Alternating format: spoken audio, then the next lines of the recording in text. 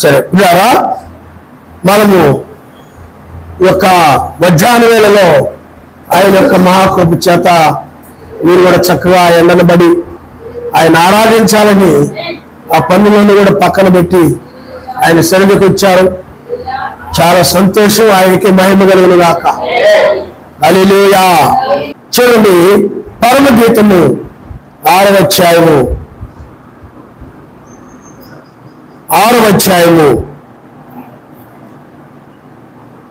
8వ వచనం మనం చదువుకున్నాం. 60 మంది రాణులను 8 మంది ఉపపత్తులను లెక్కకు మించిన కన్యకలను కలవు. నా పౌరము నా నిష్కలంకురాలు ఒక్కతే. ఆమె తన తల్లికి ఒక్కతే కుమార్తె, కన్న తల్లికి ముద్దు బిడ్డ. స్త్రీలు దాన్ని చూచి ధన్యులారందరూ ఆయన నామనిస్తారు. హల్లెలూయా హల్లెలూయా. ఇక్కడ పరమగీతంలో ఏం చెప్తున్నాడంటే 60 మంది రాణులను 8 మంది ఉపపత్తులను లెక్కకు మించినటువంటి కన్యకులను, అంటే 60 మంది రాణులను 8 మంది ఉపపత్తులను లెక్కకు మించిన కన్యకులను కలరు. అయితే నా పౌరము నా నిష్కలంకురాలు ఒక్కతే. ఆయన నామనిస్తారు. హల్లెలూయా. నా పౌరము నా నిష్కలంకురాలు ఒక్కతే. మరి మిగతా వాళ్ళు ఏంటయా అంటే 60 మంది రాణులు ఉన్నారు, 8 మంది ఉపపత్తులు ఉన్నారు, లెక్కకు మించిన కన్యకలు ఉన్నారు. కానీ అంటే చాలా లెక్కకు మించిన లెక్క పెట్టడానికి ఎంతో విస్తారంగా ఉన్నారు. కానీ వాళ్ళందరిలో కూడా పిల్లరా కళంకం ఉంది. వాళ్ళందరిలో కూడా ఏదో ఒక పాపం ఉంది. వాళ్ళందరిలో కూడా ఏదో ఒక దురాలోచన, వాళ్ళందరిలో కూడా ఏదో ఒక కక్ష, లేకపోతే వాళ్ళందరిలో ఏదో లోకాశను, లేకపోతే వాళ్ళందరిలో కోపం అనేటువంటిదో, లేకపోతే వాళ్ళందరిలో ఏదో ఒక గర్వం అనేటువంటిదో, వాళ్ళందరిలో కూడా ఏదో ఒక కళంకము, ఏదో ఒక పాపము, లేకపోతే ఏదో ఒక చేదు అంతమంది స్త్రీలు ఉన్నప్పుడు కూడా వాళ్ళందరిలో కూడా ఏదో ఒక దురాలోచన కానీ ఏదో ఒకటి చెడు ఉందన్నమాట వాళ్ళలో. ప్రతి ఒక్కరిలో కూడా వాళ్ళు రాణులుగా పిలువబడుతున్నారు. 60 మంది రాణులు అంట. కానీ వాళ్ళు రాణులు అయినప్పటికీ వాళ్ళను చేదనేది ఉంది, పాపం అనేది ఉంది, కపటం అనేటువంటిది ఉంది వాళ్ళలో. అలాగే 8 మంది ఉపపత్తులు ఉన్నారు, అలాగే లెక్కకు మించిన కన్యకలు ఉన్నారు. కానీ వాళ్ళందరిలో కూడా ఏదో ఒక పాపం ఉందట. కానీ ఆయన అంటున్నాడు నా పౌరము నా నిష్కలంకురాలు ఒక్కతే. హల్లెలూయా. నా పౌరము అంటున్నాడు. ఆయన వధువులు ఆయన ఏం పిలుస్తున్నాడు? నా ఒక్కతే. మిగతా వాళ్ళందరిలో కూడా ఏదో ఒక చేదు స్వభావం ఉంది, పాపపు ఆలోచనలు ఉన్నాయి, లేకపోతే వాళ్ళ హృదయాలు ఏదో ఒక తంత్ర కుతంత్రాలు ఉన్నాయి. వాళ్ళు ఏదో ఒక కుట్రగలి ఉండొచ్చు, ఏదో ఒక మోసం చేయాలని ఉద్దేశం ఉండొచ్చు, ఏదో ఒక దురాలోచన వాళ్ళలో ఏ ఒకటి. కానీ ఇక్కడ నా ప్రాణప్రియుడైన ఆయన యొక్క సంఘము, ఆయన యొక్క వధువులో మాత్రము ఆమె పౌరము అంటున్నారు. ఆమె ఎలాంటిదని చెప్తున్నారు చెప్పండి? పౌరము. మిగతా స్త్రీలందరి బుద్ధి సరైనది కాదు, మిగతా స్త్రీలందరి యొక్క ఆలోచన సరైనవి కాదు, వాళ్ళ హృదయాలని కూడా మంచివి కాదు. వాళ్ళు ఒక హెచ్చింపగలిగిన వారు గాను, ఒక కలహాలు పెట్టుకునేవారు గాను, లేకపోతే సరస్వతి వేదంగా నడిచేవారు గాను వాళ్ళు కనబడుతూ ఉన్నారు. వాళ్ళలో ఆవేశం ఇలాంటివి బిందుతనము, లేకపోతే ఆయన ఏదో చెప్తే దాన్ని ఇంకోటి చేయడం, ఆయన చెప్పింది చేయకుండా ఇంకోటి చేయడం, ఆయన చెప్పింది పాటించకుండా ఇంకోటి చేయడం, ఈ విధమైన స్వభావం ఇలాగ రకరకాలుగా వీళ్ళందరూ కనబడుతున్నారు. అందుకని ఆయన ఏమన్నారంటే 60 మంది రాణులను 8 మంది ఉపపత్తులను లెక్కకు మించినటువంటి కన్యకలను ఉన్నప్పటికీ కూడా నా ప్రాణప్రియురాలు, నా నిష్కలంకురాలు ఒక్కతే. మిగతా వాళ్ళందరినీ పౌరాలు అంటలేదు ఆయన. వీళ్ళు నిష్కపటమైన వారు, నిష్కలంకమైన వారు, ఏ కలంకం వీళ్ళలో లేదు అని అనలేదు. వాళ్ళలో ఏదో ఒకటి ఉంది, ఏదో ఒక దుర్బుద్ధి ఉంది, లేకపోతే వాళ్ళలో ఏదో చెడ్డ బుద్ధి ఉంది, లేకపోతే చెడ్డ ఆశ ఏదో ఉంది, లేకపోతే దురాశలు ఏమో ఉన్నాయి, ఏమో ఉన్నాయి వాళ్ళలో, ఏదో పాపం బీజం వాళ్ళలో ఉంది. అందుకని వాళ్ళందరినీ నిష్కలంకమైనటువంటి వారు, లేకపోతే పౌరు వంటి వారు అని అనలేదు. ఎందుకనంటే వాళ్ళలో పౌరం యొక్క లక్షణాలు వాళ్ళలో లేవు. పౌరం అంటే పరిశుద్ధత. పౌరం అంటే ఏమిటి చెప్పండి? పరిశుద్ధాత్మకు సాదృశ్యంగా ఉంది. పౌరము పరిశుద్ధ అంటే పరిశుద్ధాత్మ పౌరం వచ్చి మెసేజ్ మీద ఏం చేసి చెప్పండి రాలింది. కాబట్టి మిగతా వాళ్ళ జీవితాల్లో పరిశుద్ధత లేదు. బైబిల్లో వాళ్ళు కన్యకలుగా పిలువబడుతున్నారు. కన్యక అంటే పరిశుద్ధత. అంటే ఏ పురుషుడు కూడా ముట్టినటువంటి వారిని కన్యకలు అంటారు.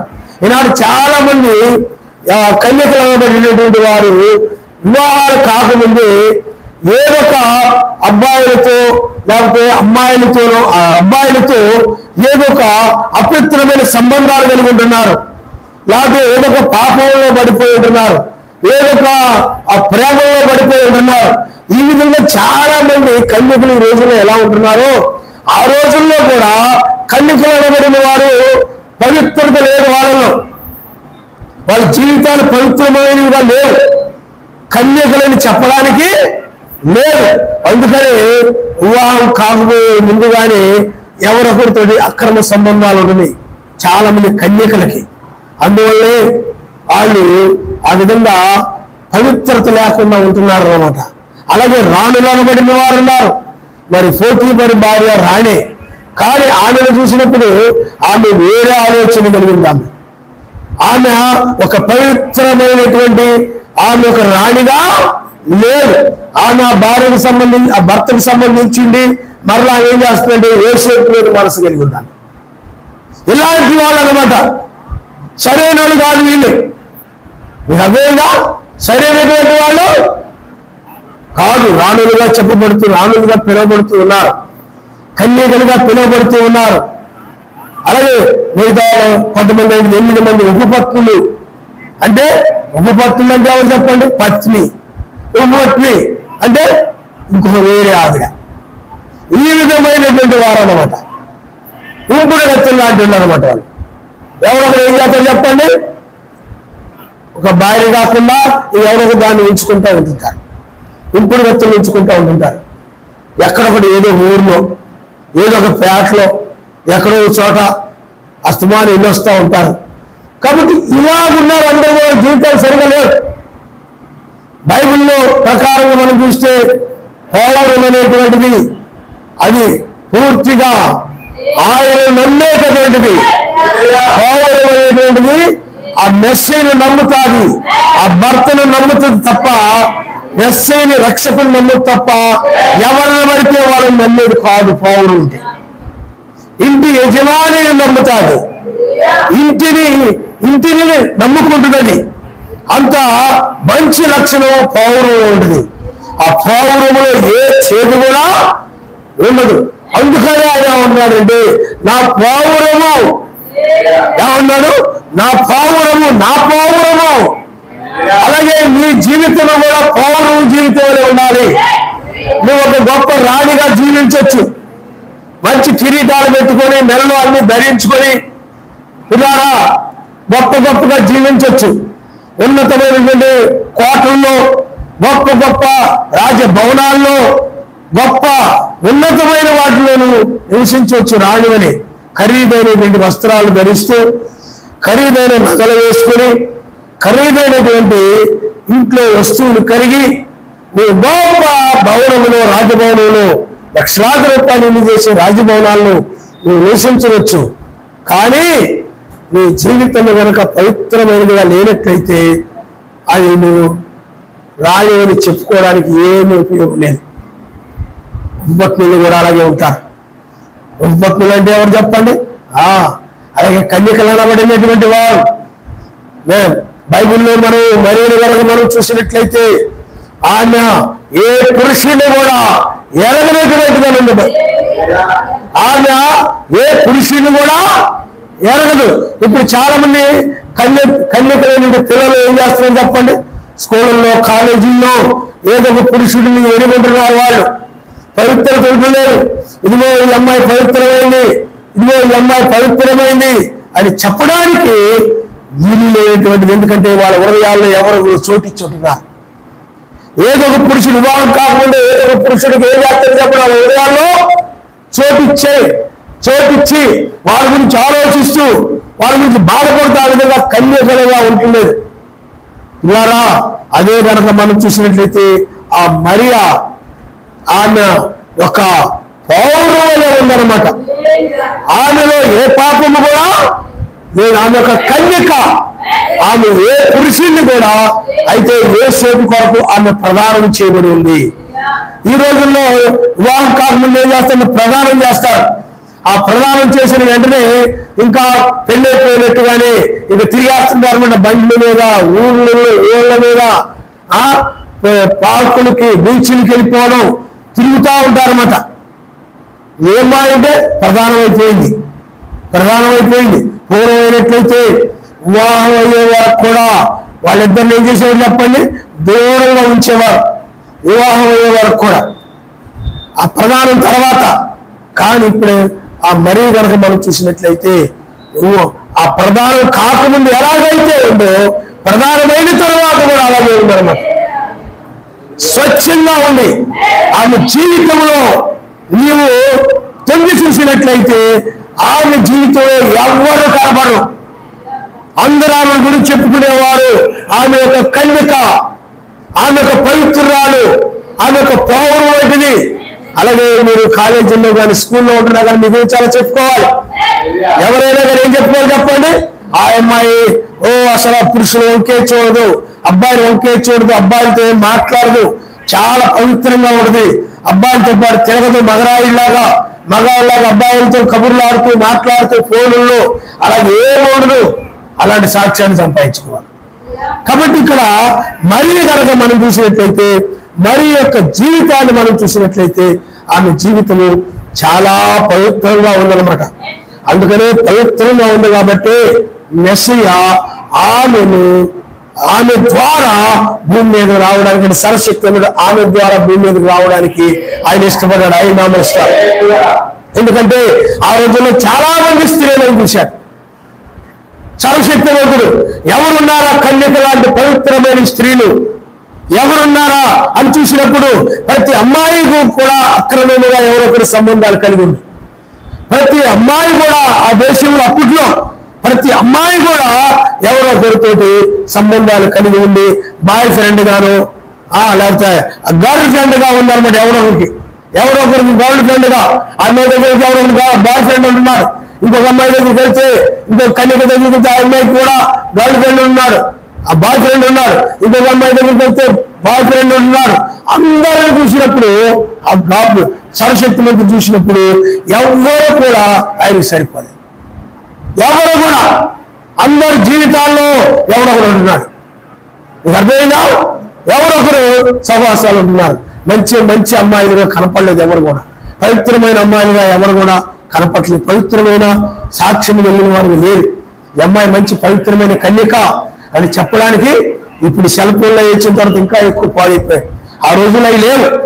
కానీ ఈ రోజున సెల్ ఫోన్ వచ్చాక ఏమైపోయింది చెప్పండి? ఇంకా ఎక్కువగా పాడైపోతున్నారు. కాబట్టి ఇక్కడ మనం చూసినట్లయితే ఆ మరియ దగ్గరకు వచ్చేటప్పటికి ఆమె జీవితంలో ఎవరికి చోట్లేదు. ఏ ఒక్కరు కూడా చోట్లేదు. ఆమె హృదయంలో చూసినట్టు ఆమె తలంపుల్లో కూడా ఎవరు లేడు. ఆమె ఆలోచన ఈ అబ్బాయి అయితే బాగుంటుంది, ఈ అబ్బాయి అయితే బాగుంటుంది, ఈ అబ్బాయి అయితే బాగుంటుంది అని తను వేరే కోరుకొని ఎవరో ఒకటి మనసులో పెట్టుకుని లేదు. ఆమె చాలా పవిత్రమైనదిగా ఉందన్నమాట. ఆ రోజుల్లో కన్యకలు అనబడిన వారు అనేక మంది ఉన్నప్పటికీ కూడా ఒక పౌరులని ఏ పరిశుద్ధత కలిగి ఒక కన్యక అయినటువంటి మరియ కనపడతా ఉంది. అప్పుడు ఆ మరియ ద్వారా ఓ సర్వశక్తిమంతుడు, ఆమె గర్భములో పరిశుద్ధాత్మ ద్వారా గాబ్రియలే చెప్పాడు. అది ఎలాగో సాధ్యమవుతుందండి? ఏమండి? పరిశుద్ధాత్మ వచ్చి నిన్ను కమ్ముకొను. కాబట్టి పరిశుద్ధాత్మ కమ్ముకున్నప్పుడు పరిశుద్ధాత్మ ద్వారా ఒక పిండము తయారు చేయబడింది. పురుషుడు లేడు, పరిశుద్ధాత్మ ద్వారా ఒక పిండము తయారు చేయబడింది. ఆ దానిలో ఉండి మెస్సయ్య భూమి మీదకి వచ్చాడు. ఆయన నమస్కారం. హల్లెలూయా, హల్లెలూయా. కాబట్టి పిల్లారా, అందువల్లనే ఆయన ఇప్పుడు కూడా ఆయన సంఘము కూడా అలాంటిదే. ఆ మరి లాంటి సంఘం అన్నమాట, మరి లాంటి సమాజం. ఆమె ఎలాగైతే పవిత్రమైనదిగా ఉందో ఆయన యొక్క వధువు సమాజము కూడా పవిత్రమైనదిగా ఉంది. ఆమె ఎలాగైతే ఒక పరిశుద్ధులైన మెస్సయ్యను కలదో అలాగే ఆయన నిజమైన సంఘంలోని వారు కూడా మెస్సయ్యను కంటారంటే మెస్సయ్య స్వరూపాన్ని కంటారు. ఆయన నామరుస్తారు అంటే మెస్సయ్య యొక్క స్వరూపాన్ని కలిగి ఉండడమే మెస్సయ్యని కలడు. నీ స్వరూపం ఏం కలపాలని చెప్పండి? కయ్యూని స్వరూపము, అలాగే ఇస్కరియోతు యోధా స్వరూపము, లేకపోతే ఏమని ఆహాబు స్వరూపము, ఫరో స్వరూపము, వేల స్వరూపాలు కాదు, మెస్సయ్య యొక్క స్వరూపం. ఓ ఆయన పరిశుద్ధులైనలాగున మీరు పరిశుద్ధులైనని వాక్యం చెప్తుంది. హల్లెలూయా. బైబిల్ పిల్లారా, ఎవ్వరు ఆ మాట చెప్పలేదు. ఎవ్వరు కూడా మిగతా దేవుళ్ళని వెళ్ళి వారు ఎవరు కూడా చెప్పలేదు. మేము పరిశుద్ధులు కనుక మీరు కూడా పరిశుద్ధులుగా ఉండేది ఎవరైనా చెప్పారా? ఎవరు చెప్పరా? మెస్సయ్య మాత్రమే ఆ మాట తెలియజేసాడు. హల్లెలూయా, హల్లెలూయా. కాబట్టి ఆయన వధువు కూడా ఏమైనా చెప్పండి, పౌరము అంటే పరిశుద్ధాత్మ. ఆమె పరిశుద్ధాత్మ, నా పరిశుద్ధాత్మ అంటున్నాడు ఆయన వధువు. ఎందుకంటే ఆమె అంత పవిత్రమైనది, నిష్కలంకమైనది. ఆమెలో ఏ కలంకము లేదు, ఏ చేదు ఆమెలో. అందుకనే పౌరములో ఏ చేదు ఉండదు. పౌర అందుకని మిగతా పక్షులన్నింటిలో కూడా ఏదో చేదు ఉంటుంది. మన చేపలు వేసినప్పుడు కానీ, కోళ్ళు వేసినప్పుడు కానీ, కొయ్యారు మొట్టమొదటి ఏం చేస్తాం తెలుసా? చేదులు వేస్తాం మొట్టమొదట, చివరిలో తీయం. ముందు తీయడం ఏం చేస్తాం చెప్పండి? చేదులు తీసేస్తాం అన్నమాట. ఆ నిష్కలంకమైనదంటే ఇంకా ఏ చేదు లేనటువంటిది ఆయన వధువు అని చెప్తున్నాడు. ఆయన నామస్తారు. హల్లెలూయా. అందుకనే పిల్లారా, ఈనాడు కూడా మతశాఖ సంఘాలు ఉన్నాయి. ఇవన్నీ కూడా ఉపభక్తులు లాంటివి, రాణులు లాంటివి, కన్యకలు కనబడుతున్నాయి. కానీ పౌరులు అనేవి లేవు. రోమన్ క్యాథలిక్ సంఘము కానీ, బాప్టిస్ట్ సంఘము కానీ, నూతన సంఘము కానీ, పెంతెకోస్తు సంఘము కానీ, బైబిల్ మిషన్ సంఘము కానీ, ఏ సంఘమైనా కానీ అవి పవిత్రమైన కన్యకలు అనేవి లేవు. పవిత్రమైనటువంటి కన్యకలు అనేవి ప్రతి సంఘము కూడా ఒక ఉపభక్తులు వలె, ఆ రాణులు వలె, ఆ కన్యకలు వలె కనబడుతున్నాయి. కానీ స్వచ్ఛముగా వాక్యం ఎలా ఉందో అలాగే స్వచ్ఛమైనటువంటి వాక్యం వలె ఇవన్నీ కూడా లేవు. స్వచ్ఛమైన వాక్యం వలె లేకుండా ఇవి ఎలా ఉన్నాయంటే అపవిత్రముగా ఉన్నాయి. అంటే వాక్య విరోధమైన వాటిని, వాక్య విరోధమైనటువంటి తీర్థము, లెంట దినాలు, క్రిస్టమస్, ఇలా రకరకాల దుర్బోధులు, వాక్యాన్ని తప్పుగా అర్థం చేసుకోవడం, వాక్యం బోధిస్తూ ఉంటే ఆ తప్పుగా అర్థం చేసుకుని తప్పుడు మార్గంలో నడవడం, తప్పుడు జీవితాలు జీవించడం, ఇలాగే సంఘాలన్నీ చూసినప్పుడు ఈ సంఘాలన్నింటిలో కూడా ఏదో ఒక పాపం కనబడింది. ఏదో ఒక పాపం ఉంది. అవన్నీ కూడా పిల్లారా ఆ రాణులు లాంటివి, ఉవ్వత్తులు లాంటివి, కన్యకలు లాంటివి. కానీ అనేక సంఘాలు ఉన్నప్పుడు కూడా కన్యకలు వంటి అనేక సంఘాలు, రాణులే సంఘాలు. రోమన్ క్యాథలిక్ సంఘం రాణులు అనకూడదు, రాణి వలె ఆ సంఘం ఉన్నప్పటికీ కూడా పిల్లారా. కానీ ఆయన చెప్తున్నాడు, నా ప్రాణప్రియురాలు ఒక్కటే. చాలా సంఘాలు ఉన్నాయి, చాలా మంది స్త్రీలు ఉన్నారు, చాలా సంఘాలు ఉన్నాయి. కానీ నా ప్రాణప్రియురాలు, ఆమె నా పౌరులు. హల్లెలూయా. మెస్సయ్య కూడా నిన్ను అలాగే అన్నారు. మెస్సయ్య ఆయన సంఘాన్ని ఏమంటున్నారు చెప్పండి? నా పావురము. మరి వ్యత్యాసం ఎందుకంటే ఆయన వధువు ఒక్కతే, అందుకే అనేక మంది వధువులు లేరు, అనేక మంది స్త్రీలు లేరు, ఆయనకు అనేక మంది భార్యలు లేరు, అనేక మంది స్త్రీలు ఆయనకి లేరు. కానీ ఒక్కతే ఆయన యొక్క వధువు, ఆమె నా పావురము, నా నిష్కళంకురాలు, ఆమెలో ఏ పాపము లేదు, ఆమె స్వచ్ఛమైనటువంటిది. హల్లెలూయా, హల్లెలూయా. అందుకనే నా పావురము, నా యొక్క నిష్కళంకురాలు ఒకటే. మిగతా వాళ్ళందరూ ఉన్నారు, వాళ్ళందరి జీవితాల్లో పాపం ఉంది, నడవడిలో పాపం ఉంది, వాళ్ళ యొక్క చెవుల్లో వినుటిలో పాపం ఉంది, లేకపోతే చూచుట్లో పాపం ఉంది, అలాగే మాటలు దేశాల్లో పాపం ఉంది, ఆ చేతుల్లో చేయడంలో పాపం ఉంది, లోపడడంలో పాపం ఉంది, అలాగే నడవడిలో పాపం ఉంది. ఏదో ఒక పాప సంబంధమైన వారికి నడిచి వెళ్ళడము, పాపపు కార్యాల వైపు నడిచి వెళ్ళడము, పాపపు కార్యాలను తొంగి చూడడము, పాపపు మాటలను వినడము, ఆయన చెప్పేవారు లోపడకుండా ఇష్టం వచ్చిన మార్గంలో వెళ్ళిపోవడము, ఇలాగ ఏదో ఒక లోపము అన్ని సంఘాల్లో కూడా కనబడుతూ ఉండదు. కానీ ఆయన వధువులో మాత్రం చూసినప్పుడు అది చాలా నమ్మకమైనది అనమాట. పావురం దేవుడు చెప్పండి, నమ్మకమైంది. అది నువ్వు అలాగ వదిలేసినా కానీ మరలా ఏం చేస్తాడు, తిరిగి ఇంటికి వచ్చేస్తాడు. చాలా నమ్మకమైనటువంటి ఆ బైబిల్లో కూడా నమ్మకమైన రాయబారంట. ఇప్పుడు సర్వశక్తి మంత్రి ఆయన పౌరుని వాళ్ళందరూ పంపించారు. పౌరులు ఏ సర్వశక్తి మంత్రి ఏం చెప్పారో పౌరులు చెప్పాడు. అలాంటి వాళ్ళు నమ్మకమైన రాయబారులు అంటారు. కానీ వారు మత్స్యాసంలో బోధకులందరూ కూడా నమ్మకమైనవి కాదు. ఆయన ఒక్కడేం చెప్తే వీళ్ళు చెప్తామని చెప్తున్నాడు. వీళ్ళని నమ్మచ్చాలని నమ్మకం. బైబిల్లో ఎవరో క్రిస్టమస్ చేయలేని బైబిల్ చెప్తుంటే ఈ క్రిస్టమస్ చేస్తారు. వీళ్ళు నమ్మచ్చాలని నమ్మకమైన వాడు కాదు. కానీ ఆయన వధువు అయినట్లయితే అది నమ్మకమైనటువంటి ఆయన నమ్మస్తారు. హల్లెలూయా, హల్లెలూయా. కాబట్టి ఇప్పుడు ఆయన వధువు అంటే నా పావురము అన్నాడు. హల్లెలూయా, హల్లెలూయా. అందువల్ల నా పావురమని ఆయన అన్నాడంటే నీ జీవితం పవిత్రమైన జీవితంగా ఉండాలి. పావురం అంటే అది పవిత్రముగా ఉంటుంది. తన శరీరం అంతా కూడా పవిత్రమే. తన కాళ్ళు కానీ, తన రెక్కలు కానీ, తన కళ్ళల్లో కానీ, నోట్లో కానీ ప్రతిదీ కూడా పవిత్రత. దేంట్లో కూడా పాపాన్ని చూడాలి.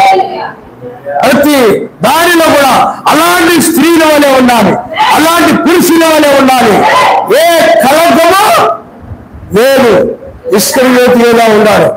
అతడు కూడా చూడండి, బ్రహ్మాన్ గారు అంటారు గొర్రెలతో పాటు మేకలు కూడా బాప్తిజం పొంది అంట. మేకలు లాంటి వాళ్ళు కూడా బాప్తిజం పొందారు. గొర్రెలు లాంటి వాళ్ళు బాప్తిజం పొంది, మేకలు కూడా బాప్తిజం పొంది అంట. మీకు అర్థమైందా? గొర్రెలు అంటే అవి లోబడేటువంటి స్వభావం లేదు, దేవత్వం కలిగింది. కానీ మేకకు లోబడే స్వభావం ఉంటుంది. అది లోబడదు, నాకు తెలుసు అన్నట్టుగా ఉంటుంది అనమాట. అది తల పిలుస్తానంటూ ఉంటుంది, లోబడదని.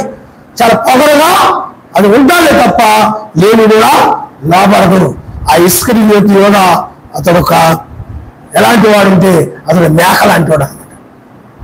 అందుకని మీరు చూడండి వినారా, అతడు పౌరులే కనబడుతున్నాడు కానీ, మంచిగా కనబడుతున్నాడు కానీ, పౌరులే కనబడుతున్నాడు కానీ, బాప్తిజం నుండి పౌరులే కనబడుతున్నాడు కానీ అతడు ఉదయంలో కలంకం ఉంది, కపటం ఉంది. అంటే ఐక్యమాత్రము మెస్సై శిష్యుల్లో ఒక శిష్యుడిగా కనబడుతున్నాడు, అపోస్తుల్లో ఒక అపోస్తులుగా కనబడుతున్నాడు. కానీ లోపల ఉందంటే అతడికి పిల్లారా ధనాపేక్ష అనేది ఉంది, లోకాశలే ఉన్నాయి. కానీ అతడు పైకి మాత్రం ఎలా ఉంటున్నాడు చెప్పండి, పౌరులు కనబడుతున్నాడు. ఈనాడు కూడా సంఘాలన్నీ కూడా లౌది సంఘాలు ధనవృద్ధి చేసుకొని ఇస్కరియోతు యోధావలే మాకేమి కొదువు లేదు, అర్థమైందా? మాకేమి కొదువు లేదు అని ధనవృద్ధి చేసుకొని మాకేమి కొదువు లేదు చెప్పుకుంటున్నాయి.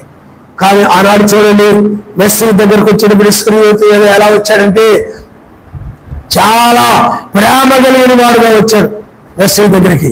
ఓ మెస్సీ అంటే చాలా ప్రేమ ఉన్నట్టుగా, చాలా ఇష్టం ఉన్నట్టుగా, చాలా ప్రేమ ఉన్నట్టుగా అంత నటనే. చాలా ఇష్టం ఉన్నట్టుగా, ఆయన కోసం ఏదో ప్రాణం పెట్టేవాడు అన్నట్టుగా, ఆయన అంటే ఏదో మమకారం అన్నట్టుగా ఆ యొక్క పైకి మాత్రం పౌరులోనే కనబడుతున్నాడు అన్నమాట. పౌరులోనే కనబడుతుంది. లోపలేమని చెప్పండి, కపటం. లోపలేమని మెస్సీని ముద్దు పెట్టి అప్పగించాలి. లోపల దురాలోచన, పైకి మాత్రం ఎలా ఉంది చెప్పండి, ముసుగు. పౌరులోనే కనబడుతున్నాడు. ఇప్పుడు మెస్సీని ముద్దు పెట్టి అప్పగించి, దాన్ని కపటం అంటారన్నమాట. బైబిల్ కపట సహోదరులు కలిసి రాసిన కపట సహోదరులు. ఆ విధంగా కపట సహోదరులు వాడు మాట వినడు. అందువల్ల ఇక్కడ చూడండి, మెస్సీని ముద్దు పెట్టి అప్పగించేశాడు. అది నిష్కలంకమైన పౌరుమా? కాదు. నిష్కలంకమైన పౌరులో ఉండాలా? లేదు. లోపలే ఉంది చెప్పండి, కపటం ఉంది. అలాగే ఏదోలో కూడా సాతాను ఉన్నాడు. వాడు లోపల కపటం కలిగి ఉన్నాడు. ఏ కపటం అంటే వీళ్ళని ఏదో విధంగా ఆ యొక్క చెడ్డ ఫలాలు కనుక భుజింపజేసినట్లయితే వీళ్ళు మరణిస్తారు. అప్పుడు వీళ్ళు మరణించినప్పుడు ఈ ప్రపంచం అంతా నాదైపోద్ది, ఈ భూమి అంతా నాదైపోద్ది. కాబట్టి ఏదో విధంగా చెడ్డ ఫలాన్ని నేను భుజింపజేయాలి. అప్పుడు అవ్వ ఆదాము ఇద్దరు కూడా ఆ ఫలాలు భుజించి మరణిస్తారు. అప్పుడు మరణిస్తే పాపం వలన ఈ లోకమంతా కూడా నాదైపోద్ది అని చెప్పి లోపల ఏం జరుగుతున్నాడు చెప్పండి, దురాలోచన కలిగి ఉన్నారు. పైకి మాత్రం ఎలా ఉండేది చెప్పండి, చాలా ప్రేమ ఉన్నట్లుగా అతడు మాట్లాడుతూ ఉన్నాడు అన్నమాట. ప్రేమగా ఉన్నట్టుగా ఏం మాట్లాడుతున్నాడంటే, ఇదిగో మీరు తినదినమున దేవదూతలవలే ఉంటారు. దేవదూతలవలే చాలా మంచిగా చెప్తున్నాడు. కానీ హృదయంలో ఏమని చెప్పండి, హృదయంలో వీళ్ళు ఆ ఫలాలు తిని వీళ్ళు ఆ పాపం చేసినట్లయితే ఈ భూమి మొత్తం కూడా, ఈ ప్రపంచం మొత్తం కూడా నేను ఏలుబడి చేయొచ్చు. అందుకని ప్రపంచం మొత్తం కూడా దుష్టుల చేతిలోకి వెళ్ళిపోయింది. ఎందుకంటే వాడి మోసాన్ని గ్రహించలేకపోయాడు, వాడి కపటాన్ని గ్రహించలేకపోయింది. అవ్వ నమ్మింది బుద్ధిగా. ఏం చేసింది చెప్పండి, బుద్ధిగా ఆ మాయ మాటలు నమ్మింది. కానీ హృదయంలో మోసపాలు వచ్చి ఆమె తెలుసుకోలేకపోయింది. ఆ మాయ మాటలు నమ్మింది. ఈనాడు కూడా చాలా మంది అబ్బాయిలు ఏం చేస్తుంటారంటే, అమ్మాయిలు కూడా అలాగే మోసం చేస్తుంటారు. అమ్మాయిలు కూడా ఏం చేస్తుంటారు చెప్పండి, మాయ మాటలు చెప్తుంటారు. చక్కగా వాళ్ళ హృదయంలో వేరే ఆలోచన. పైకి మాత్రం ఏం చేస్తారు చెప్పండి, మంచిగా మాట్లాడుతుంటారు, మంచిగా మోసం చేస్తారు, మంచిగా ఏం చేస్తారు, పోడు చేసేస్తుంటారు అమ్మాయిలు. చాలా మంది అమ్మాయిలు ఏం చేస్తారు చెప్పండి, గుడ్డుగా నమ్మి వాళ్ళతో పాటు వెళ్ళిపోతుంటారు. కాబట్టి పిల్లరా ఆలోచించేయండి, ఏ దేవునిలో అవమానం చేసిందంటే ఆ కపటాన్ని గ్రహించలేకపోయింది. ప్రత్యక్షత లేదు ఆమెకి, ఆ మోసాన్ని గ్రహించలేకపోయింది. ఆమె ఏం చేసింది చెప్పండి, ఆ ఫలాన్ని భుజించింది. ఆ వాక్య విరోధమైన దానిని ప్రేరేపించారు సాతానుడు. మెస్సీ ఏం చెప్పాడు, అందుకనే ప్రవక్తలు ఏం చెప్పారు దాని వైపు ప్రేరేపించారు సాతానుడు. ఎప్పుడు కూడా ప్రవక్తలు ఏం చెప్పారో దానికి ప్రకారంగా కూడా వారు విరోధంగా తీసుకుపోతారు అన్నమాట. సాతాను దయ్యం ఎప్పుడు కూడా అలాగే తీసుకుపోతాడు అనమాట. ఆ విధంగా విరోధంగా నడిపించి మోసం చేశాడు సాతాను. అందువలనే సాతాను మెస్సీ అయినట్లయితే ఆయనే పౌరుని పరిశుద్ధాత్మే ఉన్నాడు. ఆయన ఆయన వధువు కూడా పౌరుమైనది. ఆయనలో ఏ మోసము లేదు, ఆయనలో ఏ కపటము లేదు. ఎందుకంటే ఆయన నీ కోసము ప్రాణం పెట్టాడు. ఆయన నమస్కారం. హల్లెలూయా, హల్లెలూయా. అందుకని నోకాలంలో కూడా మొట్టమొదటి కాకి, మరలా కాకి, మరలా కాకి, తర్వాత పౌరాన్ని విడిపినప్పుడు ఏం చేసింది చెప్పండి, అది నమ్మకంగా మరలా ఇంటికి వచ్చేసింది. ఆయన మిగతా వచ్చినాయా, కాకులు వచ్చినాయా, రాలేదు, ఎటే వెళ్ళిపోయాయి, ఎగిరిపోయాయి. కానీ ఆ పౌరము నమ్మకమైనది. అలాగే ఆయన వధువు కూడా నమ్మకమైనది. మెస్సీ యొక్క ఎదుర్కొంటా వచ్చేది ఆయన పౌరులే. మిగతా ఆయన కూడా ఎక్కడికి వెళ్ళిపోతాయి, ఇష్టం వచ్చిన దారిలో వెళ్ళిపోతాయి, నచ్చిన మార్గంలో వెళ్ళిపోతాయి. కానీ పౌరమైన ఆయన వధువు మాత్రము ఆయన ఇంటికే చేరుతుంది. హల్లెలూయా. అందుకనే మనము నిజంగా మనల్ని ఆయన పౌరులమని పిలుస్తున్నాడు. బైబిల్లో మనము దావీదును చూసినట్లయితే దావీదు కొన్నిసార్లు అతడు చాలా కపటంగా వ్యవహరించాడు. ఏమి వ్యవహరించాడు? అతడు చేదుంది అతని జీవితంలో. ఎక్కడున్నాయనంటే బెత్షెబా విషయంలో.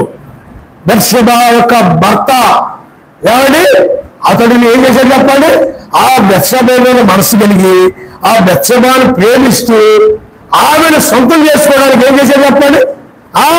ఆ బెత్షెబా యొక్క భర్తలతో చాలా ప్రేమగా మాట్లాడి మంచిగా మాట్లాడి అది అనుకున్నాడు, నేనంటే ఎంత ప్రేమ రాజుగారికి, నేనంటే ఎంత ఇష్టం, నేనంటే ఎంత గౌరవం, రాజుగారు చాలా మర్యాదస్తుడు, చాలా ప్రేమ కలిగిన వాడు అనుకుంటున్నాను. కానీ లోపలే ఉంది చెప్పండి, ఇతన్ని చంపాలనేటువంటి కపటమైన ఆలోచన మీద, కుట్రతో కూడిన ఆలోచన.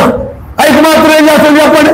ప్రేమగా ఏం చేశాడు? చివరికి యుద్ధరంగంలోని పంపించి ముందు వాసన నిలబెట్టి చంపించాడు. అలాగే సౌలు కూడా కపటమైనటువంటి స్వభావం వ్యవహరించాడు. సౌలు కూడా ఇజ్రాయేల్ అంటే పౌరాలు, వాడు పౌరులే ఉండాలి. దావీదు కానీ సౌలు కానీ పౌరులే ఉండాలి. కానీ వీళ్ళేం చేస్తున్నారంటే ఇలారా ఆ యొక్క సౌలు ఏం చేశాడనంటే దావీదు మీద విషపు చూపు పెట్టుకుని దావీదును చంపాలనే మనసు కలిగి ఉండి, అయితే దావీదుకి తన కుమార్తె అయినటువంటి మీకాలు మీద మనసు ఉందని ఎరిగి నీ యుద్ధానికి కనుక వెళ్ళినట్లయితే ఎందుకంటే యుద్ధంలో ఇతడు చచ్చిపోతాడు, యుద్ధంలో అనేది సౌలు రాజు ఆలోచన. కానీ ఆ విధంగా పంపిస్తే నా కుమార్తెని ఇస్తానని చెప్పి యుద్ధానికి పంపిస్తానని యుద్ధంలో దావీదు చేసినప్పుడు విజయం పొంది వచ్చేసాడు. అంటే మోసం అన్నమాట.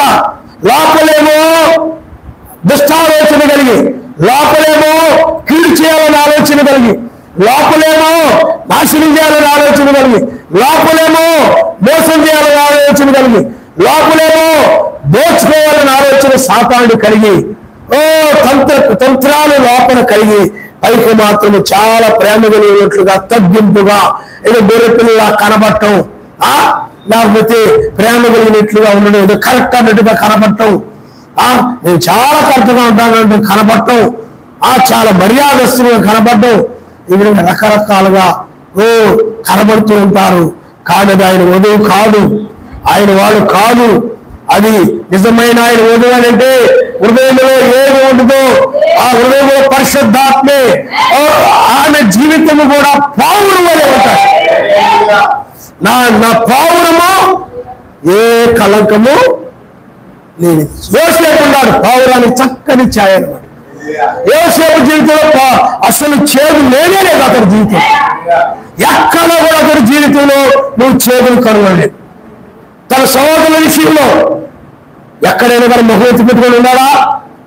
ఏమండి వాళ్ళు ఎన్ని చెప్పినా కూడా ఎన్ని ఆ సహోదరులు ఉన్నారనుకోండి, వాళ్ళు ఇంకా కపటమైన ఆలోచన చేశారు, ఇంకా తంత్ర కుతంత్రాలు పన్నారు. వాళ్ళు అతను తీసుకెళ్లి గోతులో నెట్టేశారు.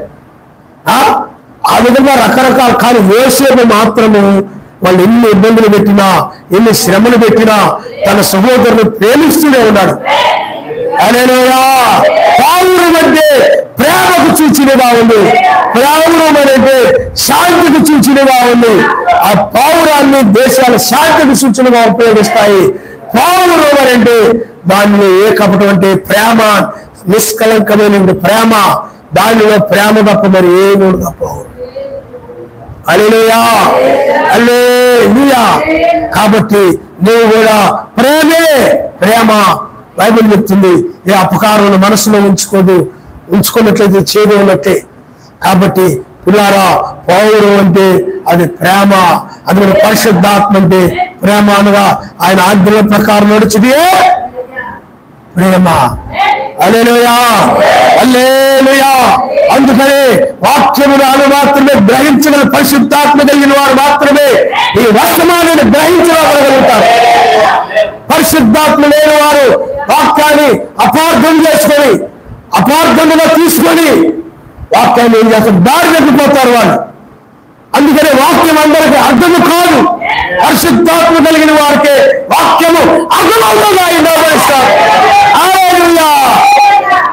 అందుకని మనం ఏమై ఉన్నామంటే పౌరులమై ఉన్నాము.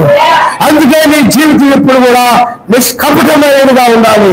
చిన్నపిల్లలు ఎలాగైతే నిష్కపటముగా ఉంటారో, వాళ్ళ తంత్ర కుతంత్రాలు తెలియదు, వాళ్ళకి మాయాలు మోసాలు వాళ్ళకి తెలియదు. వాళ్ళకి చిన్నపిల్లలని నా రాజ్యంలోని చిన్నపిల్లల వంటి వారు నా రాజ్యంలో ప్రవేశిస్తారని చెప్పండి. పౌరులు వంటి వారు, ఎందుకంటే పౌరుల ఉచ్చాతను నడిపించబడాలి. నర్సీని చూడండి, పౌరుల ఉచ్చాతను వారి పౌరు వారిని నడిపించింది. అలాగే మీ జీవితంలో కూడా పౌరమే ఈ చివరి కాలంలో ఈ లోకాల నుండి విడిపించి పౌరులకు రెక్కల మీద ఆత్మ సంబంధమైనటువంటి ఆ శ్రేష్టమైన దేశానికి తెల్లవారుగాను వెళ్ళిపోతాం. ఆయన నమ్మనిస్తాను. హల్లెలూయా, హల్లెలూయా. అందుకని అతను కపటం లేని వాడురా, అంటే మోసము చేయని వాడురా. నీకు అర్థమైందా? మోసము చేయని వాడురా. పౌరులు నేను మోసము చేసేది కాదు, మోసం చేసే లక్షణము దానికి లేదు. అందువల్ల నీ జీవితము పౌరులనే ఉండాలని వాక్యం చెప్తుంది. ఆయన నామస్తారు. బైబిల్ చెప్తున్నట్టు ఒకసారి మనం మత్తయి సువార్త 10వ అధ్యాయము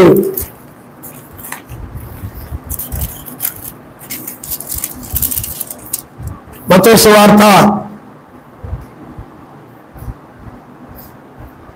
10వ అధ్యాయం 16వ వచనం.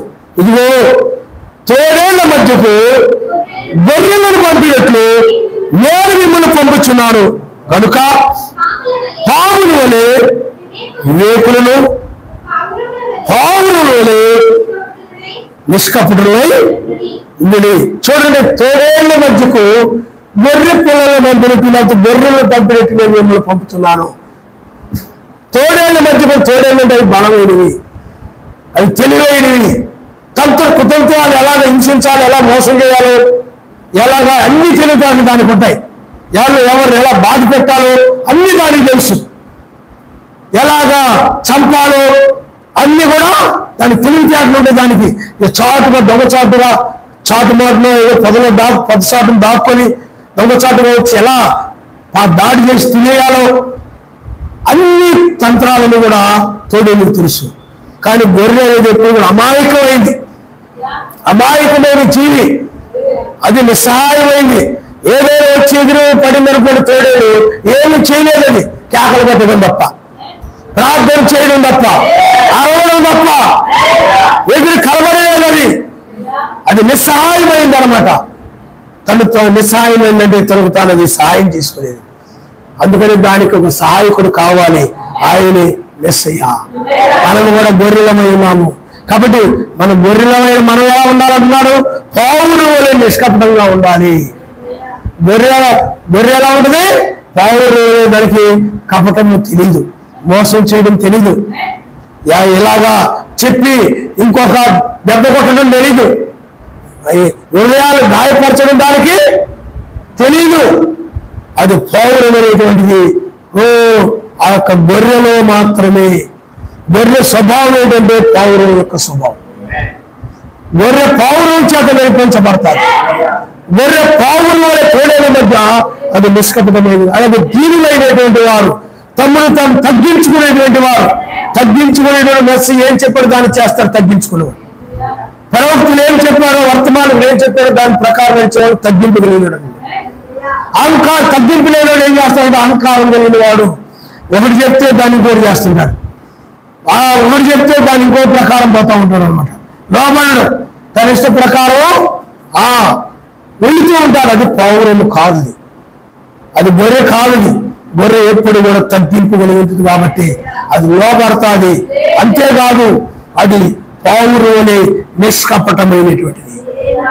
దాన్ని మోసం చేయడం తెలియదు, అన్యాయం చేయడం తెలియదు, హింసించడం తెలియదు, గర్వం తెలియదు, దానికి కక్ష తెలియదు. దానికి ఎవరి మీద కూడా మనసులో పెట్టుకుని కక్ష తీర్చుకోదు. కక్ష తీర్చుకోవాలని ఆలోచన దానికి లేదు. అలాంటి ఆలోచనలు దానికి ఉండవు. చాలా పవిత్రమైనది అనమాట గొర్రె. ఎందుకంటే దానిలో నుండి ఆత్మ పౌరులు. అందుకని నిష్కలంకమైన జీవితాన్ని జీవిస్తుంది గొర్రె. అందుకని ఆయన కూడా నిష్కలంకమైన జీవితాన్ని జీవించిన వాడు. పౌలు వలె వివేకము కలిగి ఉండాలి. అంటే వివేకము కలిగి ఉండడం అంటే తెలివితేటలు కలిగి ఉండాలి. పౌలు ఏం చేస్తుంటే అది ఎవరైనా చంపడానికి వచ్చినప్పుడు చాలా చక్కగా వివేకముగా ఏదో ఒక చిన్న వేరే చాటుకు వెళ్ళిపోయి చాలా చక్కగా తప్పించుకుంటూ ఉన్నాడు. చుట్టుకుపోతానమాట, అంతలో కనబడి అంతలో ఎక్కడో చాటుకు వెళ్ళిపోయి మాయ అయిపోయి కనపడకుండా దాన్ని వెతికి తొలితే కానీ ఎక్కడో కానీ దొరకదని చాలా వివేకంగా ఉండదు అనమాట పావు సర్పము. అలాగే ఇక్కడ ఏం చెప్తున్నారంటే ఆ సర్పము లేకపోతే పావులోని మీరు కూడా వివేకంగా కలిగి ఉండండి, నిష్కపటంగా ఉండాలి, ఎవరిని మోసం చేసే విధంగా ఉండకూడదు, అలాగే వివేకంగా కలిగి ఉండాలి. అంటే ఏది మంచో ఏది చెడు తెలుసుకునే జ్ఞానం కలిగిన వారుగా ఉండాలన్నమాట. ఏదో అవ్వాలో తెలుసుకోలేకపోయింది. అందుకనే మనం ఎప్పుడు కూడా ఎప్పుడు కూడా వాక్యాన్ని తప్ప మరి దేని నమ్మరు. నిన్న నేను అదే పంపించాను వాట్సాప్ లో. బ్రహ్మం గారు చెప్పారు, విశ్వాసి అవిశ్వాసి వేసుదాని. విశ్వాసి ఏదైనా చెప్పగానే నాకు ఒడిపోని వెళ్ళిపోతాడు, నేను కూడా పూర్తిగా వెళ్ళడు. క్షమించాలి, అతడు అవిశ్వాసం. విశ్వాసం కాదు, అవిశ్వాసం.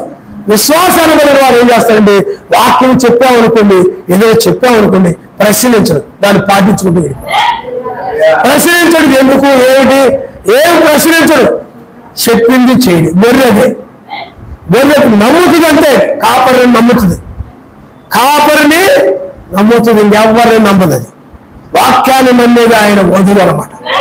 పౌరవనగా వాక్యాన్ని నమ్మేది. కాబట్టి పిల్లారా, ఆమె నిష్కలంకురాలు. మెస్సీ కూడా అలాంటి వాడే. వేషధారి అంటే నటించు విశ్వాసి. నీతిమంతులుగా మనుషుల మధ్య నటిస్తూ ఉంటాడు. నీతిమంతులు అనిపించుకోవాలని మనుషుల ఎదుట ప్రయత్నిస్తూ ఉంటాడు. మనుషుల ఎదుట నీతిమంతులుగా కనబడుతూ ఉంటారు. మనుషులు నీతిమంతులు అని చెప్పుకోవాలని తమ గురించి చెప్పుకోవాలని ఆరాటపడిపోతూ ఉంటారు. వీళ్ళు వేషధారులు అన్నారు. వీరి వాక్యాన్ని నమ్మరు, పూర్తిగా నమ్మరు. ఇలారా మీరు గమనించండి, వాక్యాన్ని నమ్మరు. వాళ్ళు హృదయంలో ఏదో పెట్టుకొని ఆ విధంగా ఉంటారు.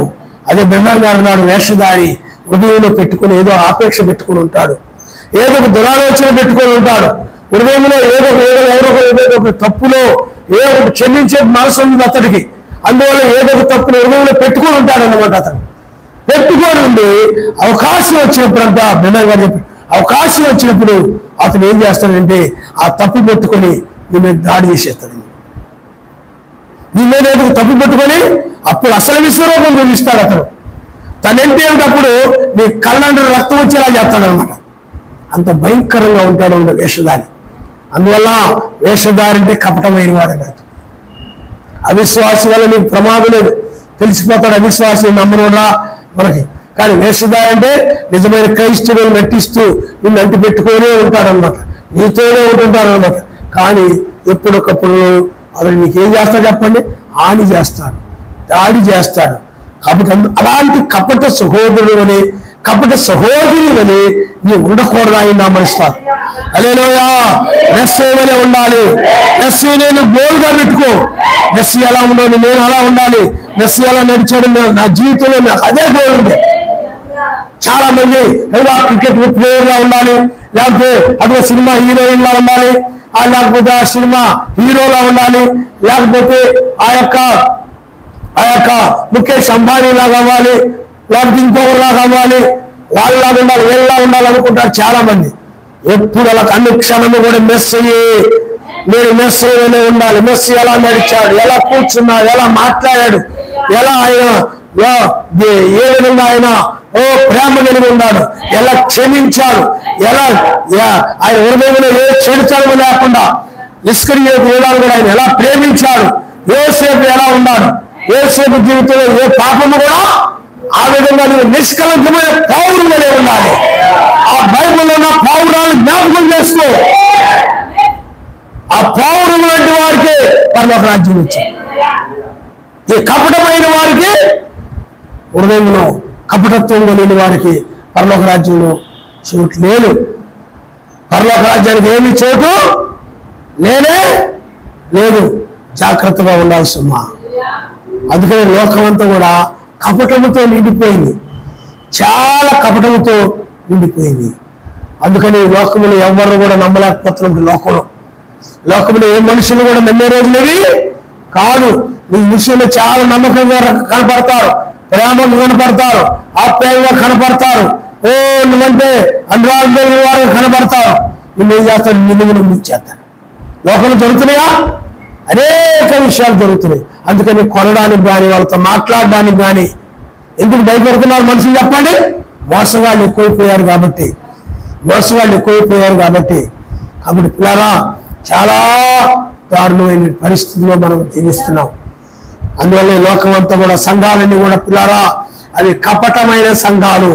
పైకి అవి మెస్సీని బోధిస్తున్నట్టుగానే ఉంటాయి, మెస్సీ యొక్క మార్గాన్ని తెలియజేస్తున్నట్టే ఉంటాయి, ఓ ఆ సత్యాన్ని చెప్తున్నట్టుగానే ఉంటాయి.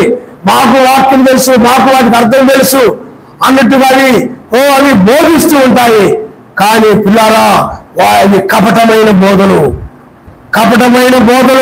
అవి నిజమైనవి నమ్మిన వాళ్ళందరూ కూడా రేపు మోసపోతారు. అది ఆ యొక్క నిజమైన సంఘాలను నమ్మిన వాళ్ళందరూ కూడా రేపు మోసపోతారు. అవి ఎందుకంటే అవి పిల్లారా ఒక వేషం వేసుకొని మోసం చేస్తున్నాయి అన్నమాట అవన్నీ కూడా. అందుకని లోపల కపటము కలిగి పైకి పరిశుద్ధంగా కనపడతారు చాలా మంది స్త్రీలు. చాలా మంది మేడి పండు చూడు మేలుమై ఉండు, పొట్ట విప్పి చూడు పురుగులు నేను ఒక కవి చెప్పాడు. మేడి పండు చూడు మేలుమై ఉండు, పొట్ట విప్పి చూడు. ఆ మేడి పండు మా ఊర్లో ఒకే ఒక్క మేడి చెట్టు ఉండేది. నేను ఎప్పుడు కూడా దాని కాయల కోసం ఎదురు చూసేవాడిని. నేను ఎండాకాలం వచ్చినప్పుడు అనుకుంటా అవి కూడా అంజూరు కాయల్లా ఉంటాయి అన్నమాట. కానీ నేను చాలా దూరం గుల్లకమ్మ దగ్గరలోకి వెళ్ళినప్పుడు అక్కడ ఒక మేడి చెట్టు ఉండేది. ఆ మేడి చెట్టు కాయలు తెచ్చుకొని తినేవాడు. ఆ మేడి చెట్టు కాయలు చాలా చక్కగా ఎర్రగా, అంటే ఒకవేళ చెప్పండి గులాబీ రంగులో చాలా చక్కగా కనపడుతుంది మేడి పండు. దాని పొట్ట ఇప్పుడు చూసిన పురుగులండి. ఆ పురుగులన్నీ కూడా దులుపుకొని తినేసేవాడు. అలాగే ఈనాడు కూడా చాలా మంది పైకి మేడి పండులా కనపడతారు, పైకి చాలా చక్కగా వాళ్ళ మాటలు, వాళ్ళ ప్రవర్తన, వాళ్ళ విధానం అంతా కూడా ఆ విధంగా కనబడతా ఉంటుంది. కానీ లోపలన్నీ కూడా పురుగులు ఉంటాయి. పురుగులతో కూడా ఆలోచనలు ఉంటాయి, దురాలోచనలు, కోపము, కక్ష, ద్వేషము, అసూయ, గర్వము, లోకాశలు, లోకాపేక్షలు ఇవన్నీ ఉంటాయన్నమాట. చూడండి పిల్లారా, ఎంత భయంకరమైన పరిస్థితి. నువ్వు సరి కూర్చోవా, తలగీరుకుంటా ఉంటావు, భయమేనా నీకు? భయభక్తితో కూర్చోవాలని లేదా? ఇంట్లో కూర్చున్నట్టు ఇలా కూర్చొని తలగొడుకుంటూ కూర్చుంటారేంటి? అలాగే మీరు వాటర్ తాగాలనుకున్నారు అనుకోండమ్మా, ఆరాధన ముందు తాగండి. ఆరాధన ముందే బ్రహ్మంగా కూడా చెప్పారు, ఆరాధనకు ముందే వాటర్ మీరు తాగి వచ్చి కూర్చోవాలి. ఆరాధనలో కింద తాగి రావడము, లేకపోతే అక్కడ బాటిల్ పెట్టుకుని అక్కడ తాగి వచ్చి కూర్చోండి. అంతేగాని మధ్యలో కూర్చొని అలాగ ప్రేమగా చక్కగా ఇలా ఎత్తుపెట్టుకుని తాగడం, భయం లేకుండా తర్వాత వాళ్ళ సైన్ చేయడం, ఆ బాటిల్ అక్కడ పెట్టమంటాం, లేకపోతే వాళ్ళని గీరి ఆ బాటిల్ ఏమంటాం. మీరు వాటర్ ముందే తాగి కూర్చోవాలి. ఆరాధనలు అలాంటివి చేయకూడదు. ఆయన సన్నిధిలో మనం కూర్చోవడం అలాంటివి చేయకూడదు. అవన్నీ కూడా ముందుగానే చూసుకోవాలి. కాబట్టి పిల్లారా, నువ్వు ఆలోచన చేయండి. ఆయన శైలిలో కూర్చున్నావు అంటే తలగీరుకుంటానో, ఆవులించుకుంటానో, నిద్రపోతానో, జాగ్రత్తగా ఉన్నారు. కాబట్టి పిల్లారా, మీరు ఆలోచన చేయండి. పావురము నా పావురము నా నిష్కరంకురాలు ఒక్కటే. ఆ పౌరులు ఉన్న వారిని ఆయన తీసుకెళ్ళిపోతాడు. యోసేపు నీ జీవితం ఉందా? మెస్సీయ నీ జీవితం ఉందా? సహోదరుల విషయంలో యోసేపు ఎలా ఉన్నాడు చూడు. నువ్వు కూడా సమాజంలో సహోదరు విషయంలో ఎలా ఉంటున్నావా? స్త్రీల విషయంలో యోసేపు ఎలా ఉన్నాడు చూడు. నువ్వు కూడా స్త్రీల విషయంలో ఆ విధంగా ఉంటున్నావా? యోసేపు చూడండి. అందుకని అతను అలా ఉండేవాడు. కాబట్టి యోసేపు ఎక్కడుంటే అక్కడ ఆశీర్వాదం ఆయన మనిషి ఫలించని కొమ్మ. అతనే కాదు, అతనితో కొన్న ఉన్నవాళ్ళు కూడా ఆత్మీయంగా ఫలించేవారు. ఆయన నమ్మిస్తారు. హల్లెలూయా. పావురము పేతురు ఉన్నాడు. నీ కోసం ప్రాణం పెడతా ఉన్నాడు. కానీ నువ్వు మెసేజ్ శిష్యులు ఒకడే కాదా అన్నప్పుడు ఆయన ఎవరో నాకు తెలియదు అన్నాడు. ప్రేమ లేదు అక్కడ. మేక మీదకి వచ్చేటప్పుడు నాకు తెలియదు తప్పించుకునే వాళ్ళు చాలా మంది గదైనా. అందుకనే ఎప్పుడు కూడా ఏబేలు గొర్రెని బలర్పించాడు అంటే అక్కడ పావురాన్ని కూడా బలర్పించాడు. హల్లెలూయా హల్లెలూయా.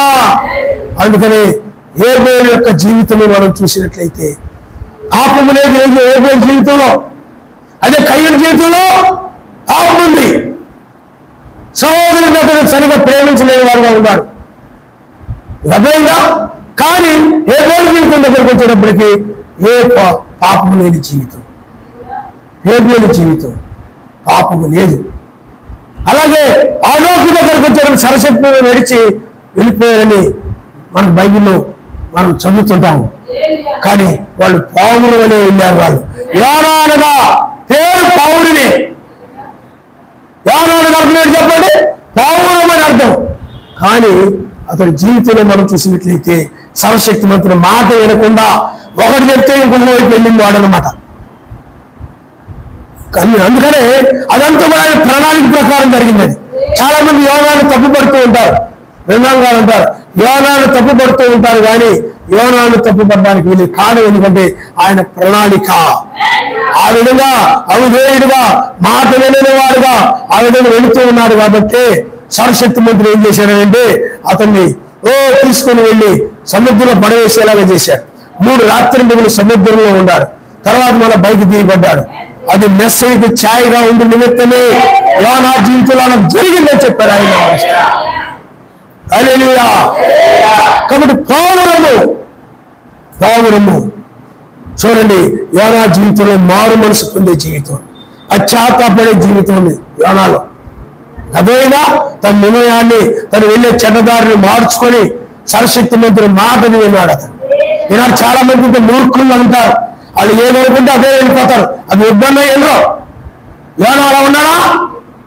ఎన్ని కష్టాలు వచ్చినా, ఇబ్బందులు వచ్చినా, సమస్యలు వచ్చినా, ఒడిదుడుకులు వచ్చినా అదే మార్గంలో వెళ్ళిపోతుంటారు. ఆ మార్గాన్ని వెళ్ళొద్దు అంటే మానరు. కానీ యోనా అయినట్లయితే ఆ యొక్క సమస్య వచ్చినప్పుడు ఆ చేప యొక్క కడుపులో ఉండి ప్రార్థన చేశాడు. అతను అదే ప్రార్థన చేయకుండా ఉన్నట్లయితే అతను చేపకు ఆహారం అయిపోయేవాడు. ప్రార్థన చేశాడు, వినిపించిన ఆయన నీ మాట వింటాను నేనని మొదలుపెట్టాడు. కాబట్టి అలా కొంతమంది అలా యోనాలాగా మార్చుకోరు. ఎందుకంటే మనం ఓకైపోతాం, ఏం తెలియదని అనుకుంటారు. మనం విలువ ఉండదు. ఎప్పుడు కూడా మనుషులు గొప్ప, మనుషుల చేత మంచి వాళ్ళని, మనుషులు మెప్పు పొందాలని అని అనుకొని వాళ్ళు ఏం చేస్తారు, కొన్నిసార్లు సరస్వతి మాట వినకుండా, ప్రవక్తల మాట వినకుండా, ఆ వీళ్ళకి కూడా తెలుసురా, పాస్టర్ గారికే కాదు, ప్రవక్తలకే కాదు, వీళ్ళు కూడా తెలుసురా, వీళ్ళు కూడా మంచి జ్ఞానవంతులు అని అనిపించుకోవాలని దారి తప్పిపోతుంటారు మరి చాలా మంది. అదే ప్రమాదం, అదే కొంపము సిద్ధం అనమాట. యోనా అలాగయ్యాడు. కానీ అందుకని మనం ఎప్పుడు కూడా శోధనలో ఒడిదుడుకులు వచ్చాయంటే అప్పుడు యోనాను ఏం చేశాడు చెప్పండి? ఆ యొక్క పరిస్థితి సరస్వతి మంత్రి దగ్గర చేసింది. అదే కనుక సముద్రంలో పడవేయకపోయినట్లయితే సరస్వతి మంత్రి దగ్గర అయ్యేవాడు యోనా? అయ్యేవాడు కాదు. అందుకని మన జీవితాలు వచ్చే శోధనలు, కష్టాలు, అందుకనే మీరు ఎప్పుడు కూడా శోధన ద్వారా దగ్గరకు వస్తారు, ఆయన దగ్గర అవుతారు. అందుకనే మీరు ప్రార్థనకు వస్తున్నారు అనుకోండి. బుధవారం శనివారం వచ్చేవాడు కదా, ఆదివారం వచ్చేవాడు అనుకోండి. శోధన ఒడుగురు ఎన్ని వచ్చిన తర్వాత మీకు ఏం చేసింది చెప్పండి? బుధవారం శనివారం అలాగే ఆదివారం కూడా పెందాడు వచ్చేలాగా చేశారనమాట. ఆయన నమ్మనిస్తారు. అరేరయ్యా, అప్పుడు నేను అంటుంటాను, నువ్వు ఏదో శోధనలు వచ్చాయని చెప్పి ఇలా రావడం కాదు, శోధనలు లేనప్పుడు కూడా ఆయన దగ్గర రావాలంటారు. అంటే దాన్ని బట్టి మీరేం చేయాలి? శోధనలు లేనప్పుడు కూడా నేను అలాగే నడిపించడానికి ప్రార్థన చేసుకోవాలి. శోధనలు వచ్చినప్పుడు రావడం, శోధనలు లేనప్పుడు మళ్ళీ అలా ఉండకూడదు అన్నాడు. అది నువ్వు తప్పుగా తీసుకొని మానేసేవాడుకో నీకే నష్టం. నువ్వు అర్థం చేసుకునే స్థితి లేదు. మీరు అర్థమైందా? నీకు చాలా మంది అలాగ అపార్థం చేసుకుంటారు. శోధనలు ఉన్నప్పుడే కాదు, శోధనలు లేనప్పుడు కూడా నువ్వు రావాలి. శోధన వల్ల నువ్వు ఆయన దగ్గర అయ్యావు, ఎన్నిగా వస్తున్నావు అనుకున్నావు. బుధవారం ప్రార్థన, శనివారం ప్రార్థనకి, ఆదివారం ప్రార్థనకి అలాగే కంటిన్యూ చేయాలి. శోధన పోయినా కానీ శోధనలో పోయిన తర్వాత ఆగిపోతారు కొంతమంది. అలా ఉండవద్దు నేను చెప్పనుకోండి. శోధనలో పోయాక మనం మళ్ళీ ఆగిపోదాం అంటున్నాడు. కాబట్టి ఇప్పుడు ఆగిపోతాను నేను, ఇప్పుడే నేను ఎర్లీగా రాను అని ఎర్లీగా వచ్చేవాళ్ళు కూడా మానేస్తారు. కొన్నిసార్లు బుధవారం వచ్చేవాళ్ళు మానేస్తారు. అది తప్పుడు ఆలోచన. అది అలా ఉండకూడదు. ఇంకా నాయన ఈ శోధన వల్ల మమ్మల్ని బుధవారం శనివారం అలాగే ఆదివారం కూడా ముందుగా నడిపిస్తున్నారు నాయన. ఆ శోధనలు పోయాక కూడా ఆ కుటుంబంలో శోధన తొలిగిపోయాక కూడా నేను ఇదే విధంగా రావడానికి సహాయం చేయలేను. జ్ఞానం ఆ జ్ఞానం అదైనా ఆ జ్ఞానం ఉండాలి మెయిన్. అదే జ్ఞానం లేకపోవడం అంటే అదే మనం అర్థం చేసుకోవడం అంటే అదే. కాబట్టి పిల్లరా అందువల్ల యోనా చూడండి శోధనలు వచ్చిన తర్వాత ఇంకా దగ్గర అయిపోయాడు. ఆయన మీరా పట్టణానికి వెళ్ళాడు, సువార్త బోధించాడు, ఆయన నమస్కారం. హల్లెలూయా. అలాగే శోధనలు ఏం చేస్తున్నప్పుడు దగ్గర చేసినప్పుడు ఇంకా దగ్గరగా అలాగే జీవించాలి. తొలగిపోయాయి కదా అని మరలా నేను పాత పద్ధతిలో ఉంటానంటే ప్రమాదంలో పడిపోతావు సుమా, గుర్తుపెట్టుకో. హల్లెలూయా, హల్లెలూయా, హల్లెలూయా. కాబట్టి మన జీవితం ఎలా ఉండాలంటే పౌరమనే ఉండాలి, పవిత్రమైన పౌరమని. ఏ చేటు కూడా నీ జీవితంలో కనపడదు. ఎవరి పట్ల కూడా ఎలాంటి గుణాలు వచ్చింది కానీ బైబిల్ చెప్తుంది చేదైన వేరు నీవు మొలచి అపవిత్రులైపోదులని జాగ్రత్తగా చూసుకున్నది. అదే చేదైన వేరు ఏశావు జీవితంలో చేదైన వేరు మనిషిని అతను ఏం చేసింది చెప్పండి, అపవిత్రుడుగా మార్చింది. ఆ తర్వాత ఆ జ్యేష్ఠత్వం కోసం మారువలసి పొంది కన్నీరు కార్చినప్పుడు కూడా అది దొరకలేదను. అందుకని మనం ఎప్పుడు కూడా పిల్లారా ప్రార్థన చేయాలి. మనము నీలో ఏ కపటము ఉండకూడదు. బైబిల్లో కపటమైన వారు చాలా మంది ఉన్నారు. దాతానబిరము కోరలు ఉన్నారు, వాళ్ళ కపటమైన వారు, కపటమైన ఇజ్రాయేలు వారు. మోషే మీరు పవిత్రులవుటకు మీరు మీ అంగీలకు నీళ్ళు సొంతాలు తగిలించుకోమని చెప్తే ఇది తెలిసి ఏమీ అక్కర్లేదు. మోషే అలాగే చెప్తాడు, సమాజంలో వాళ్ళందరూ కూడా పరిశుద్ధులే చెప్పాడు. ఏమైపోయారు? మొత్తం కూడా నేల విడిచి నశించిపోయారు. హల్లెలూయా. అందుకని నేను అంటాను, ఎప్పుడు కూడా మీరు ప్రవక్తల పక్షంగానే నిలబడండి. వారే వెళ్ళారు ఆ దేశానికి. హల్లెలూయా. మనుషులు ఎవరొకరు నమ్ముకుంటే, ఎవరొకరు నాకు నచ్చారు, నువ్వు నాకు మంచిగా ఉన్నారు అని నువ్వు ఎవరొకరు నమ్ముకున్నావు అనుకో, వాళ్ళని బట్టి నువ్వు వాళ్ళు ఎక్కడికి వెళ్తారో నరకానికి నువ్వు కూడా అక్కడికి వెళ్ళిపోతావు. అందుకని మనం ఎప్పుడు కూడా ఏం చేయాలి చెప్పండి, ప్రవక్తలతోటి ప్రవక్తలు వాక్యపక్షంగా నిలబడతారు. కాబట్టి నువ్వు కూడా వాళ్ళ మోసేలా నిలబడ్డాడు, నువ్వు కూడా అలాగే ప్రవక్తలతో నిలబడాలి. ఆయన నామస్తావు, అప్పుడే నీవు రక్షించబడతావు. హల్లెలూయా. కాబట్టి నీ జీవితం పౌరుమని ఉందా, యేసేపు జీవితంలోనే ఉందా, మెస్సయ్య జీవితంలోనే ఉందా? యోబు మనం చూసినట్లయితే యోబు అతను ఎలా ఉండాలంటే ఇలా శోధనలు వచ్చాయి, ఉద్యోగులు వచ్చాయి, అయినప్పటికీ కూడా అతడు సర్వశక్తిమంతునికి సమీపంగానే ఉన్నాడు. ముందు ఎలా ఉన్నాడు అలాగే ఉన్నాడు. కొంతమంది శోధనలు ఆయన దూరం అయిపోతారు. శోధనలో దగ్గరగా ఉండాలి. హల్లెలూయా. ఎందుకంటే శోధనలో మనం నిలబెట్టేవాడు ఆయనే, సమస్యలు నిలబెట్టేవాడు ఆయనే, కాపాడేవాడు కూడా. ఏదికి నువ్వు భయపడవద్దు, ధైర్యముగా విశ్వాసముతో నువ్వు నిలబడి ఈ చివరి కాలంలో ఉండాలి. ఆయన నమలుస్తారు. హల్లెలూయా. ముగింపుకి వచ్చేసామ్మా, చివరికి వచ్చాం. పౌరులు రెక్కలాడించుకుంటూ మనం పైకి వెళ్ళిపోతాం. హల్లెలూయా, హల్లెలూయా, హల్లెలూయా. అందువల్ల కపటమైనటువంటిది ప్రమాదకరమైనటువంటిది, కపటమైనటువంటిది ప్రమాదకరమైనది. ఒక మామ ఉంది, ఆ మామ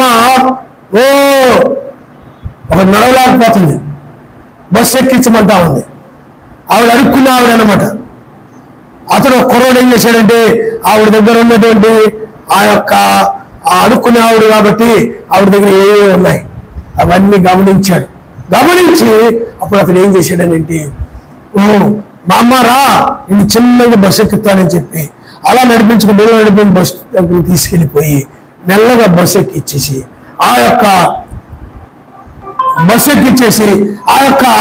ఆ బ్యాగులో ఉన్నటువంటి దాన్ని పట్టుకుని వెళ్ళిపోయాడు. ఆవిడ చూసుకోలేదు. అంత మాయగా ఉంటారు లోకంలో. అందుకనే జాగ్రత్తగా ఉండాలి. అందుకనే మనము నిష్కలంకమైన పౌరులు అంటున్నాడు. మనము మోసము చేసే మాటలు కాదు, స్వచ్ఛముగా బైబిల్ చెప్తుంది. పౌరుని యొక్క స్వరం ఎప్పుడు కూడా పరిశుద్ధమైంది, పౌరమైన స్వరం ఎప్పుడు కూడా స్వచ్ఛమైంది. ఇది ఎందుకనంటే మోసము చేయడం కాదు, దీన్ని నమ్ముడు వల్ల నువ్వు రక్షించబడతావు, రాబో ఉగ్రతను నువ్వు తప్పించుకుంటావు. అందుకనే కపటమైన సంఘాలు అవి ఉద్భత్తుల కనబడుతున్నాయి, రాణుల కనబడుతున్నాయి, కన్యకల కనబడుతున్నాయి, కానీ వారిని మోసం చేస్తాయి. కానీ ఆయన ప్రాణప్రియురాలు ఒక్కటే. ఇప్పుడు కూడా ఆయన పౌరుని ఆయన రంగం మీదకి వచ్చాడు. కాబట్టి ఇది పౌరుని యొక్క స్వరము, పరిశుద్ధాత్మ యొక్క స్వరము. పౌరునే నేను పైకి తీసుకుని వెళ్ళేది, పరిశుద్ధాత్మ నేను పైకి తీసుకుని వెళ్ళేది.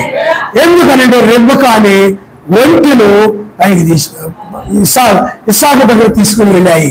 నిన్ను కూడా పరిశుద్ధాత్మే పైకి తీసుకెళ్తాయి పౌరుని. కాబట్టి అందువల్ల నీ హృదయంలో ఏ దురాలోచన లేకుండా మేలుకరమైన ఆలోచనలే ఉండాలి. మేలే ఆలోచించు, మేలే చెయ్యి, మేలే మేలే మేలే మేలే నువ్వు ఆలోచించేయాలి తప్ప ఎవరి మీద కూడా ఏ దురాలోచన చేయకూడదు. అందువల్ల మేలుకరమైన ఆలోచన చేసేది పౌరులు. అందుకనే మేలు ఆ పౌరులు ఎలాంటి అసూయ, ద్వేషము, గర్వము, కీడు చేయడం ఇలాంటివి ఏమి ఉండదు. అందుకని ఆ పౌరాన్ని గురించి రోమికి రాసిన పత్రికలో రాయబడింది. అది చదువుకొని మనం ముగించుకుందాం. రోమికి రాసిన పత్రిక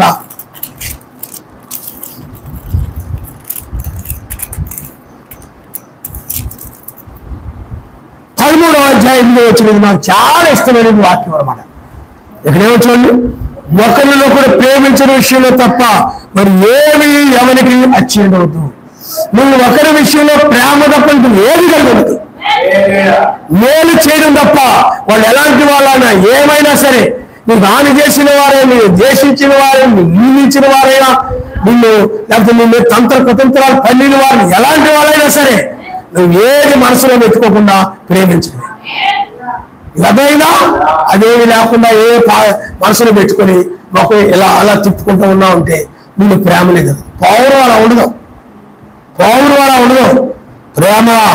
చూడండి, పొరుగు వాడిని ప్రేమించేవాడు ధర్మశాస్త్రం నెరవేర్చినవాడు. ఎలాగనగా వ్యభిచరించవద్దు, హత్య చేయవద్దు, దొంగిలించవద్దు, ఆశించవద్దు. అందులో మరి ఏ ఆజ్ఞలు ఉన్నాయా అది నిన్ను వలె నీ పొరుగు వాడిని ప్రేమింపు అనే వాక్యమును సంక్షేమముగా ఎమిడి ఉన్నవి. ప్రేమ పొరుగువానికి కీడు చేయదు కనుక ప్రేమ కలిగినగా వాక్యమును పాటించుటే. వాక్యం ఎప్పుడు కూడా కీడు చేయమని చెప్పదు. కాబట్టి నువ్వు ఎవరు కీడు చేయకుండా మేలు చేస్తావు వాక్యాన్ని పాటించలేదు. హల్లెలూయా, హల్లెలూయా.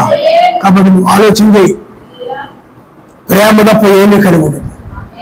కీడు చేయాలనే ఆలోచన పుట్టనే పుట్టకూడదు. కీడు అనేది ఎప్పుడు కూడా సాతాను సంబంధమైనది. పౌరములో కీడు చేయాలని ఆలోచన ఉండదు. పౌరము ప్రేమ తప్ప మరి ఏమీ కలిగి ఉండదు. దానికి మరి ఏమి చేత కాదు కూడా. దానికి అలాంటి తెలివితేటలు ప్రేమ తప్ప, మేలు చేయడం తప్ప కీడు చేయడంలో తెలివితేటలు దానికి ఏమి ఉండవు. దానికి అసలు ఆ తెలివితేటలు తోడేనుకుంటే బాగా తెలివితేటలు, తోడేనికి మాత్రము సొంత తెలివితేటలు ఉంటాయి. మనం ఒకటి చెప్పామనుకో దాని సొంత తెలివితేటగా బాగుంది అనమాట. అదే పౌరానికి గొర్రెకి సొంత తెలివితేటలు ఉండవు. మనం ఏం చెప్తే దాన్ని గొర్రె అంటారు. మనం ఒకటి చెప్తే ఇంకోటి చెప్తే చేస్తుంది అనుకోండి, దాన్ని తోడేది అంటారు. ఏంటది? అదేమో ఇది ఇలా కాదు, ఇలా చేయాలంటే ఏంటది? దాని విధానంలో అది బోసండి. తోడు అది గొర్రె అయినట్లయితే ఆ తోడే లాంటి ఆలోచన దానికుండా సొంత ఇలా అలా చేస్తే బాగుందని సౌలుకి అలాంటి ఆలోచన వచ్చాయి, అర్జునుడికి ఆ విధంగా ఆలోచనలు వచ్చాయి. అలా కాదు, బలిష్టమైన వాటి నుంచితే బాగుండదు. దాని స్వబుద్ధిని ఆధారం చేసుకోవడం అంటారు. సొంత బుద్ధిని ఆధారం చేసుకున్నారు వాళ్ళు. అదే ప్రమాదం. సర్వశక్తివంతుడు ఏం చెప్పాడో సౌలు రాజుకు అదే చేయాలి. కానీ సొంత బుద్ధిని జనుల బుద్ధిని ఉపయోగించాడు. ఏమైపోయాడు? పోగొట్టుకున్నాడు. అలాగే మనం సొంత బుద్ధితో నడవకూడదు, సొంత ఆలోచనతో నడవకూడదు. వాక్యం ఏం చెప్తే దాన్ని నువ్వు చేయాలి.